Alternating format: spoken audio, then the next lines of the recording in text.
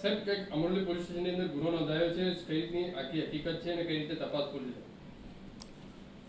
Amroli police સ્ટેશનમાં હાલમાં ભારત અને પાકિસ્તાન વચ્ચે જે યુદ્ધનું વાતાવરણ છે અને પરિસ્થિતિ ચાલી રહી છે એ અનુસંધાને સોશિયલ મીડિયા ઉપર ખોટી કોઈ પોસ્ટ કરે અને રાષ્ટ્રને ગેરમાર્ગે દોરવા માટે કંઈ કૃત્ય ન કરે એ માટે સર્વેલન્સ ટીમના માણસો વોચ ઉપર હતા.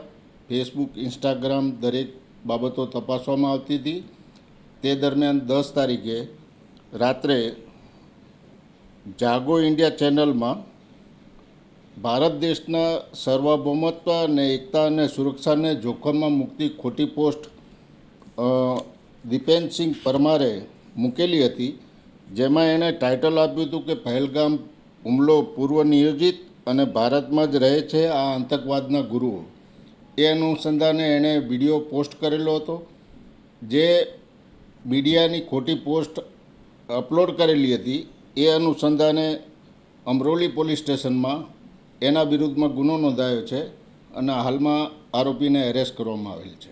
સાહેબ, પોલીસ દ્વારા કઈ રીતે નજર રાખવામાં આવી રહી છે સોશિયલ મીડિયા પર ખાસ?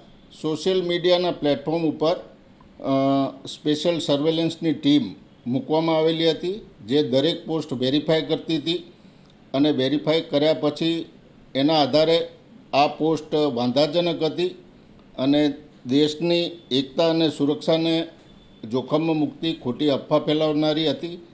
એટલે એના સામે એક્શન લઈ અને ગુનો નોંધવામાં આવ્યો છે. તો લોકોને શું અપીલ કરશો કે આ રીતે અફવાઓ ન ફેલાય, જેથી અને અફવાઓથી દૂર રહે?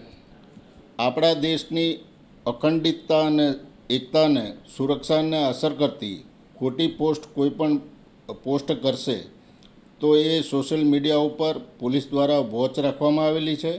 આવી કોઈ પણ પોસ્ટ કોઈએ મૂકવી નહીં, કોઈએ ફોરવર્ડ કરવી નહીં અને સાચી હકીકતથી વાકેફ રહેવું.